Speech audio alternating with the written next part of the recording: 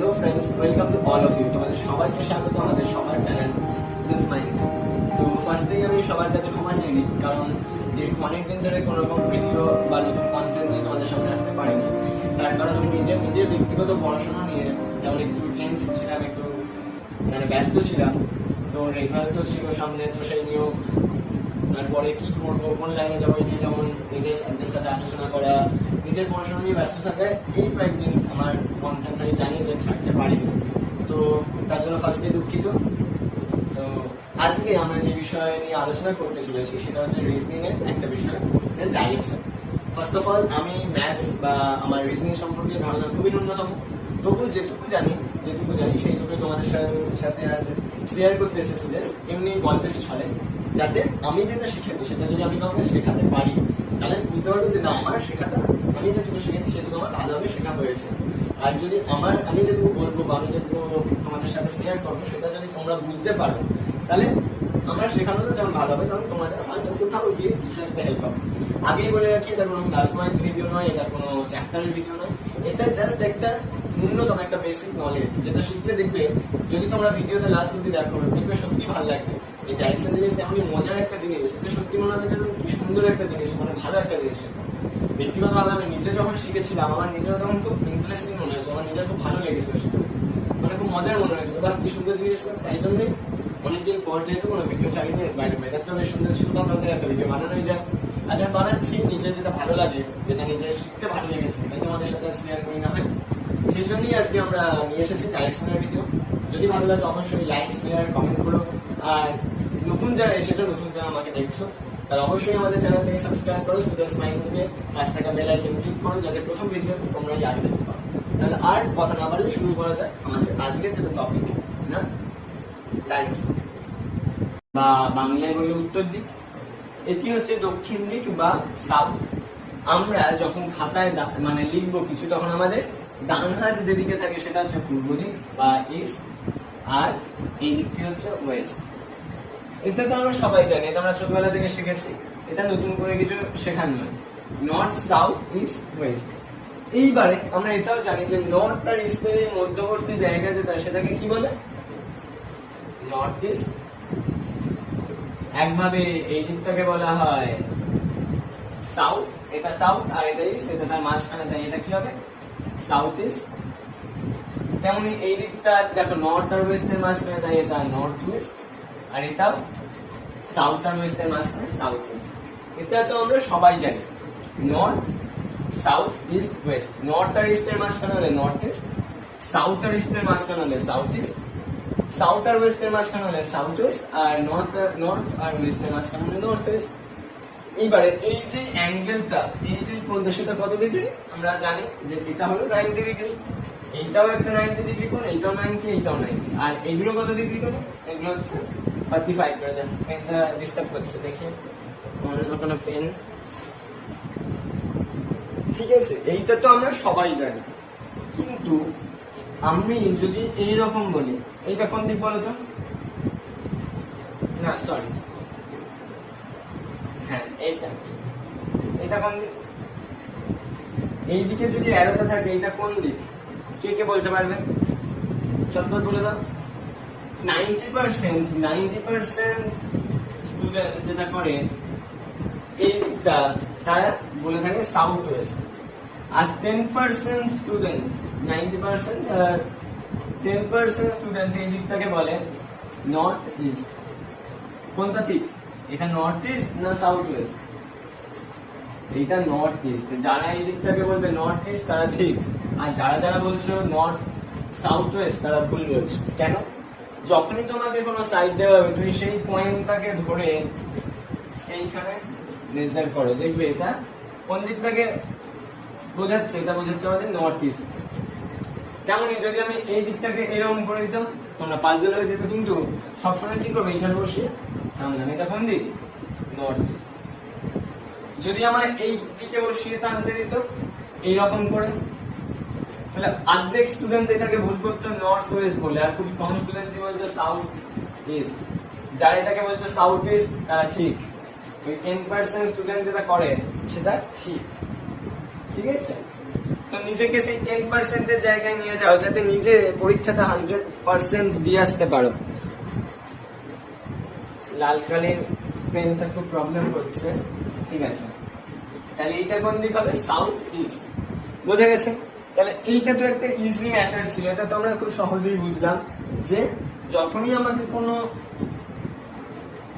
Angle দিয়ে দেবে বা সাইড বলবে যেটা কোন দিক, তখন আমি সেইখানে পয়েন্টটাকে ধরে আমরা বিচার করবো। আমরা দেখবো না যে আমরা এইখানে দিয়েছি, এইখানে দিয়ে আমি বলছি যখন যে এইটা কোন দিক, তুমি এই দিকটার কথা চিন্তা করছো, কিন্তু না, যদি এইখানে এইরকম থাকে তুমি সাথে সাথে এই পয়েন্ট থেকে ধরে টেনে দেখো কোন দিক।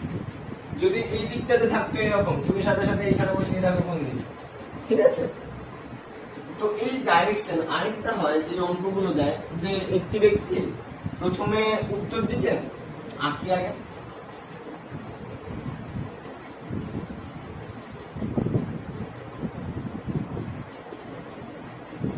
মেন আমরা ভুল করি বা যেটা মেন আসে পরীক্ষাতে নর্থ সাউথ ইস্ট ওয়েস্ট, যে একটি ব্যক্তি প্রথমে উত্তর দিকে 100 কিলোমিটার গেল মাত্র, তারপর সে উত্তর দিকে 100 কিলোমিটার গেল, তারপর সে রাইট টার্ন নিল।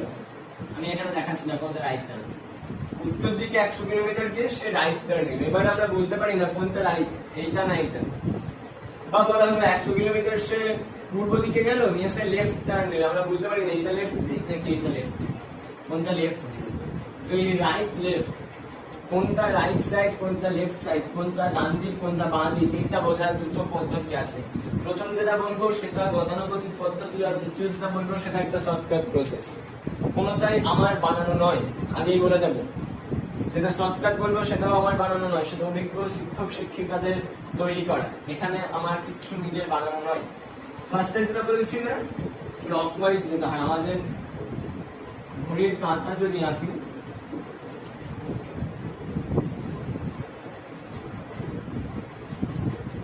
ঠিক আছে, ঘড়ি যেদিকে যায়, ঘড়ি যেদিক থেকে যেদিকে যায় সেটা হচ্ছে ক্লকওয়াইজ, ঠিক আছে। ঘড়ি আমরা জানি এই দিক থেকে এদিকে যায়, 12টা থেকে 1 2 3 4 5 6 7, তারপরে ঘড়ি কোন দিকে যায়? এদিকে। তাহলে এই সাইড হচ্ছে রাইট সাইড। ঘড়ি যেদিকে যাবে ক্লকওয়াইজ, ক্লকওয়াইজ যেটা হবে, ক্লকওয়াইজ হলে সেটা হচ্ছে রাইট সাইড বোঝায়। আর যদি যেমন উত্তর দিকে গেল, উত্তর দিকে 100 কিলোমিটার গেছে, নিয়ে সে রাইট সাইডে সে রাইট টার্ন নেবে, 100 কিলোমিটার নর্থ দিকে সে রাইট টার্ন নিল না। রাইট টার্ন মানে কি? ক্লকওয়াইজ। ক্লকওয়াইজ মানে এই দিকে, ক্লকওয়াইজ মানে এই দিকে, আর সেটা 90 ডিগ্রি হবে কিন্তু, ঠিক আছে। তাহলে রাইট টার্ন মানে আমরা সেটা ক্লকওয়াইজ বোঝাই। আর লেফট টার্ন,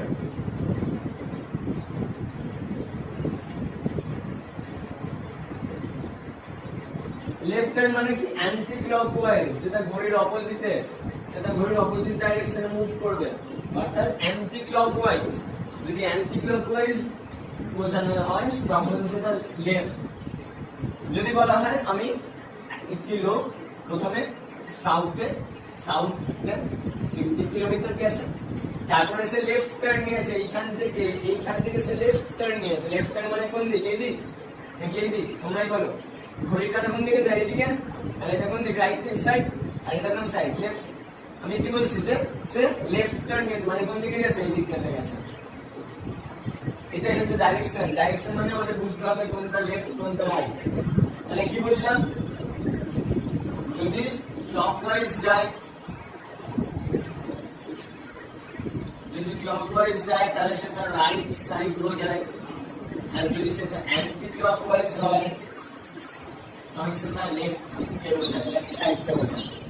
এইটুকু বোঝা গেছে। যখন আমি ঘড়ির কাঁটা দিয়ে যাচ্ছি সেটা রাইট সাইড, আর যখন ঘড়ির কাঁটার অপোজিট অ্যান্টি ক্লকওয়াইজ সেটা লেফট। তাহলে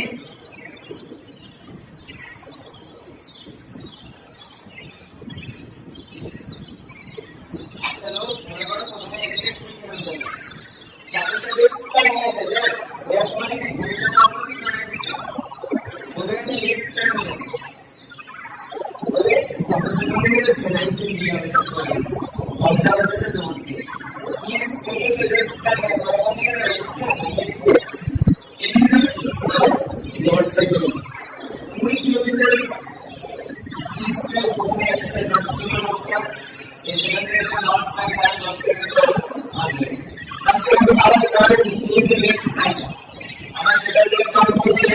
লেফট মানে কি রাইট কাটার অপোজিট এইভাবে তো রেডি হবে অপোজিট মানে তাকে এদিকে গেল আর লেফট এদিকে যাচ্ছে মানে তো কমপ্লিট বোঝা যাচ্ছে কি অল্পগুলো কি যেগুলো বলছি সেগুলো বোঝা যাচ্ছে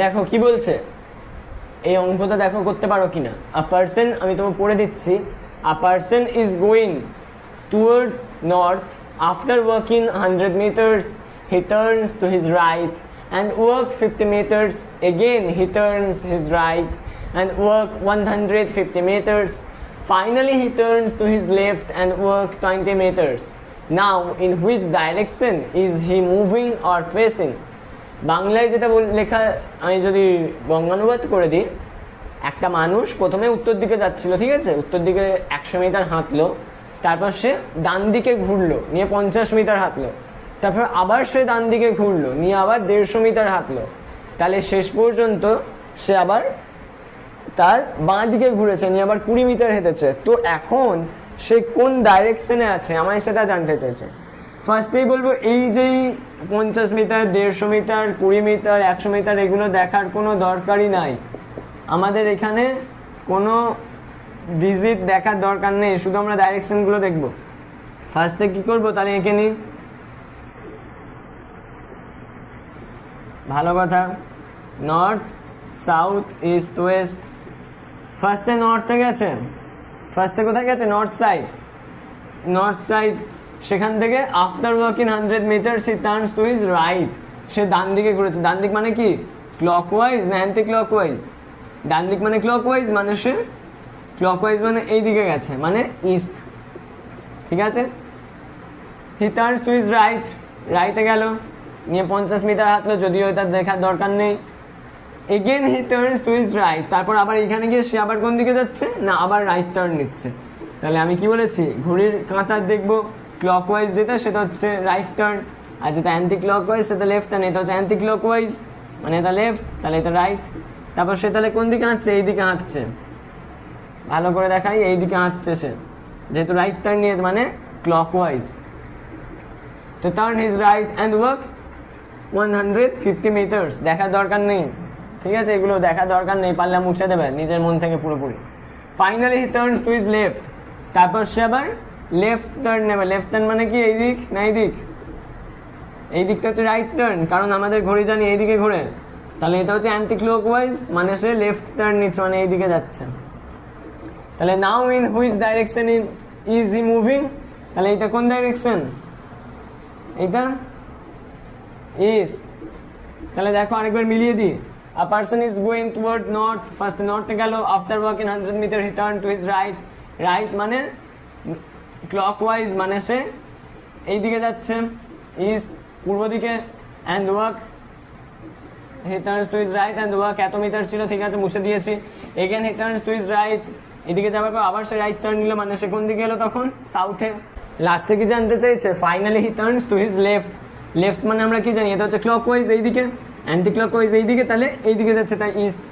হলো বুঝতে পারলে এটা হচ্ছে গতানুগতিক পদ্ধতি এবার দেখো এটা তো ইস্ট হলো তাহলে অ্যান্সার দেখো ইস্ট হলো অ্যান্সার এবার দেখো একটা এমসিকিউ করবার জন্য তো আমাদের এত ছবি এঁকে এত সব টাইম পাবো না আমরা অঙ্ক তো সবাই করতে পারবে কিন্তু আমাদের শিখতে হয় যে কম টাইমে কি করে করব তো এবার যেটা মেন ট্রিক্স যেটা ওই জন্যই এতটা লেন্দি হলো ভিডিওটা যেটা মেন শেখাবো আগে শিখে দিলে তো সবাই পালাতো ফুসফুস করে তো তাই একটু লেন্দি যাতে যারা আগ্রহী যারা ইন্টারেস্টেড যারা এতটা এলো তাদের জন্য এই মেন ট্রিক্সটা দেখে নাও এই দেখো একেই বোঝা যাবে এটা নর্থ এটা সাউথ এটা ইস্ট এটা ওয়েস্ট কি করবে দেখো ছবি আঁকতে হবেই না তুমি তোমার ডান হাত যারা বাঁ হাতে লেখে তারা এক্সেপশনাল মূলত বেশিরভাগ সংখ্যায় আছে তাদের নিয়ে আমি ধরছি তোমার ডান হাতটাকে রাখবে যেদিকে জানতে চেয়েছে কি বলেছে পার্সন ইজ গোয়িং টুয়ার্ড নর্থে রাখো হাতটাকে নিয়ে কি বলছে, after walking 100 meter he turns to his right. তোমার থাম বা বুড়ো আঙুলটা যেদিকে থাকবে তার অপোজিট ডাইরেকশনটাই হবে রাইট সাইড। কি বললাম বোঝা গেল? যেই ডাইরেকশনটা বলে দেবে, যদি এটা বলতো আ person is going toward north না বলে যদি বলতো সাউথ, সাউথে যাওয়ার পর যদি বলতো হি টার্নস রাইট, তাহলে রাইট, সাউথের রাইট দিক কোনটা, কি করে বুঝলাম? সাউথ হাতটাকে রাখো, আমার থাম কোন দিকে আছে, এইদিকে, তাহলে এর অপোজিট ডাইরেকশন মানে এই দিকটা হচ্ছে রাইট সাইড, এই দিকটা হচ্ছে রাইট সাইড।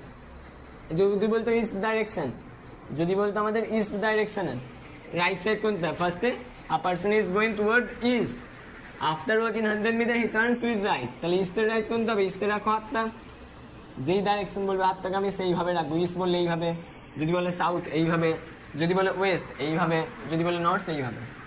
ইস্ট আমি যদি ধরে নাও ইস্ট বলেছে, a person is going toward east, after walking 100 meter he turns to his right, তখন রাইট সাইড কোনটা হতো আমার? থাম এদিকে আছে, মানে থাম্বের বা বুড়ো আঙুলের অপোজিট ডাইরেকশন, মানে এই দিকটা হবে আমার তখন রাইট সাইড, এইটা আমার রাইট সাইড। অত লেখার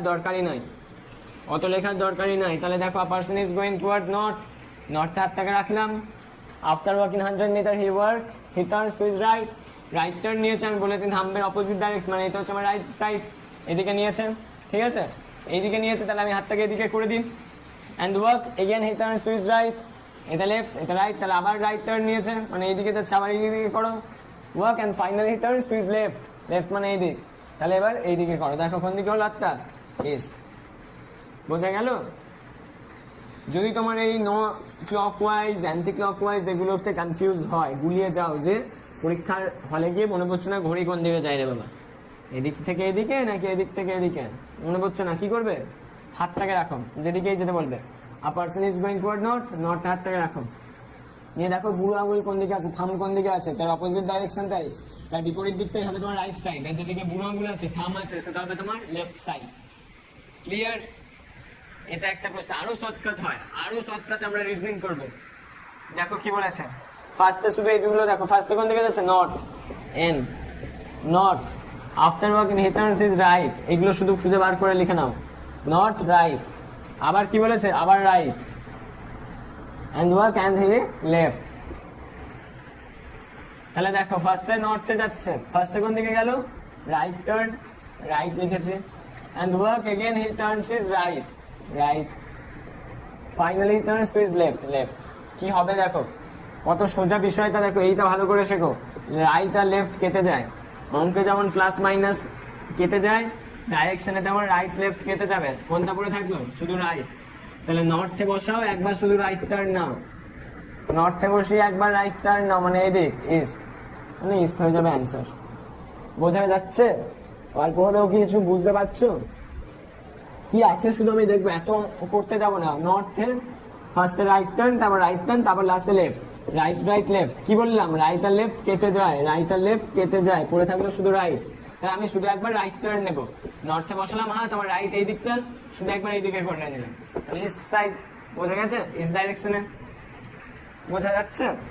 এবার দেখো, যদি আমরা দেখলাম একটা রাইট একটা লেফট থাকে কেটে যায়, তাহলে এবার বলো তো, একটা লোক ধরে নাও ইস্ট ডাইরেকশনে যাচ্ছেন, ফার্স্ট এসে রাইট টার্ন নিয়েছেন, তারপর আবার রাইট টার্ন নিয়েছেন, লেফট টার্ন নিয়েছে, লেফট টার্ন নিয়েছে, সে কোন ডাইরেকশনে, তার ফেসটা কোন ডাইরেকশনে আছে? দেখো লেফট রাইট কাটলো, লেফট রাইট কাটলো, কি পড়ে থাকবে? ইস্ট।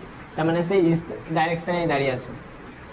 লেফট রাইট কেটে যায়, লেফট একটা আর একটা রাইট থাকলে সেটা কেটে যায়, একটা লেফট একটা রাইট কেটে যায়। বোঝা গেল? যদি চারটে রাইট থাকে, মানে ইস্ট ডাইরেকশনে a person is going toward this, after walking এত he turns to his right and right and right and right. যদি চারবার সে রাইট টার্ন নেয়, তাহলে সে সেম ডাইরেকশনেই থাকবে, থাকবো। বোঝা গেল? মনে করো কোনো একজন ব্যক্তি রাইট সাইডে ছিল, সে ফার্স্টে লেফট টার্ন নিয়েছে, আবার লেফট, আবার লেফট, আবার লেফট, সে তাহলে কোন ডাইরেকশনে থাকবে? লেফট ডাইরেকশনে। একজন সাউথে ছিল, সাউথে থেকে সে রাইট টার্ন নিয়েছে, লেফট নিয়েছে, রাইট নিয়েছে, লেফট নিয়েছে, আবার রাইট, আবার রাইট, আবার রাইট, আবার রাইট, তাহলে কোন ডাইরেকশনে থাকবে বলো দেখি? রাইট লেফট কাটবে, রাইট লেফট থাকবে, কাটবে, চারটে রাইট করে আছে, মানে সেম ডাইরেকশন। বোঝা যাচ্ছে? কত সহজ না? মজার মনে হচ্ছে এবার? কোনো কঠিন আছে এগুলো? তোমরাই বলো, এগুলো কি খুব কঠিন না পারার মতো? নিশ্চয়ই নয়। দেখো তাহলে, নর্থ ডাইরেকশন থেকে ফার্স্টে কোন দিকে গেছে? রাইট, তারপর আবার রাইট, তারপর ফাইনালি লেফট। রাইট লেফট কাটলো, রাইট ডাইরেকশন পড়ে রইলো। তাহলে নর্থে 8টা বসাও, রাইট কোনটা? এইটা, মানে ইস্ট। সে ইস্টে মুভ করেছে। তাহলে কি বললাম? একটা লেফট একটা রাইট থাকলে কেটে যায়, দুটোই যদি রাইট থাকে তাহলে সেম ডাইরেকশন বোঝায়, দুটোই যদি লেফট থাকে তাহলেও সেম ডাইরেকশন বোঝায়। এইটা ক্লিয়ার? এবার দেখো, যদি বলে একজন ব্যক্তি সাউথে দাঁড়িয়ে আছে, সাউথে মুভ করে, সাউথ মানে এই নিচের দিক, এই দিকে আছে, এসে রাইট টার্ন নিল তিনবার রাইট টার্ন নিল, তাহলে সে কোন দিকে পৌঁছাবে? তার মানে সে কোন ডাইরেকশনে থাকবে? তুমি কি করবে? 3টে রাইট সমান মনে রাখবে একটা লেফট ডাইরেকশন। কি বললাম? 3টে রাইট সমান একটা লেফট, অপোজিট তো হবে, মানে 3টে যদি বলতো লেফট সাইডে মুভ করেছে তাহলে 1 রাইট ডাইরেকশন। সাউথে দাঁড়িয়ে যদি সে ডান দিকে 3বার টার্ন করতো, সে রাইট টার্ন করতো 3বার, সেই টাইম যদি সে রাইট টার্ন করতো তাহলে তুমি 3বার এক রাইট টার্ন এদিকে বসো, আবার রাইট টার্ন এদিকে বসো, আবার রাইট টার্ন এদিকে বসো, তার থেকে তুমি একবার জাস্ট লেফট টার্ন করাও, যেটা আসবে 3বার রাইট টার্ন করালেও সেটাই আসছে। বুঝতে পারলেন? আবার দেখো, বললাম সাউথ থেকে, সাউথে আছে নিয়ে 3বার লেফট টার্ন করছে, লেফট মানে অ্যান্টি ক্লক, বা এইভাবে তুমি দেখো বসাও, লেফট মানে এদিকটা, মানে এদিকে যাবে, একটা লেফট আবার লেফট আবার লেফট, কোথায় পৌঁছাবে? এইখানে। আমি কি বললাম? 3টে লেফটের থেকে একবার রাইট টার্ন করে দাও, জাস্ট অ্যান্সার সেম আসবে, অ্যান্সার সেম আসবে। তাহলে কি বুঝলাম? যে 3টে রাইট টার্ন করার থেকে একটা লেফট টার্ন করাটা আমাদের বেশি সুবিধা, আর 3টে লেফট টার্ন করার থেকে একবার রাইট টার্ন করাটা আমাদের কাছে বেশি ইজি হবে। এবারে পরপর নিয়মগুলো লিখে দিচ্ছি, দেখে নাও। ফার্স্টে কি, যদি নর্থে হয়, নর্থে যদি একবার রাইট টার্ন একবার লেফট টার্ন করে তাহলে রাইট লেফট কী হবে? কেটে যাবে, রাইট লেফট কেটে যাবে, নর্থ সেম ডাইরেকশানই থাকবে। আবার যদি লেফট রাইট হয় সেটাও কেটে যায়, সেম ডাইরেকশানেই থাকবে, মানে নর্থে থাকলে নর্থেই থাকবে। এটা হচ্ছে 1 নাম্বার। 2 নাম্বার, যদি নর্থে থাকে আর তারপরে যদি রাইট টার্ন করে 4বার যদি রাইট টার্ন করে, নর্থে দাঁড়িয়ে 4বার রাইট টার্ন, তাহলেও সেম ডাইরেকশন। একইভাবে যদি 4বার লেফট টার্ন করে তাহলেও সেম ডাইরেকশন। 3 নাম্বার নিয়ম কি? ধরে নাও নর্থে আছে কেউ, নিয়ে 3বার রাইট টার্ন করলো, 3বার রাইট টার্ন করার থেকে একবার লেফট টার্ন করাও, 3বার রাইট টার্ন করানোর থেকে একবার লেফট টার্ন, অথবা বুঝিয়েছি যে কীভাবে রাইট লেফট দেখাতে হয়, অথবা লেফটে 3বার লেফট টার্ন করানোর থেকে, মনে করো একবার 3বার লেফট টার্ন করানোর থেকে একবার রাইট টার্ন করানো, বা 3বার রাইট টার্ন করানোর থেকে একবার লেফট টার্ন করানো, ভেরি ইজি, আগেই বুঝিয়েছি সেটা। ঠিক আছে, এবার লেফটে দেখো, যদি 3টে লেফট হয়, 3টে লেফট টার্ন সমান আমরা কি জানি? একটা রাইট টার্ন। কেউ নর্থে দাঁড়িয়ে, ঠিক আছে। তারপর 4 নাম্বার দেখো, সাউথ ডাইরেকশানে কেউ দাঁড়িয়ে আছে, সাউথে, নিয়ে 2বার রাইট টার্ন করলো, মানে অপোজিট। 2বার রাইট টার্ন করা মানে সাউথে থাকলে তখন সে পৌঁছে যাবে নর্থে। আবার যদি সাউথে দাঁড়িয়ে 2বার লেফট টার্ন করে, সেটাও অপোজিট, পৌঁছে যাবে নর্থে। মানে 2বার রাইট টার্ন সমান অপোজিট ডাইরেকশানে পৌঁছাবে, আর যদি 2বার লেফট টার্ন করে তাহলেও সে অপোজিট ডাইরেকশানে পৌঁছাবে। সাউথে দাঁড়ালে নর্থে পৌঁছাবে, নর্থে দাঁড়ালে সাউথে। বোঝা গেল? আশা করি তোমাদের আজকের এই ভিডিওটা কিছুটা হলেও বোঝা গেল, ডাইরেকশান নিয়ে কিছুটা হলেও তোমাদের উপকার করতে পারলাম। যদি ভিডিওটা ভালো লাগে অবশ্যই লাইক করো, শেয়ার করো বন্ধুদের সাথে, আর এইভাবেই আমাদের পাশে থাকো। সবাই ভালো থাকো, সুস্থ থাকো। আবার খুব তাড়াতাড়ি দেখাবে নতুন কোনো ভিডিও নিয়ে। টাটা।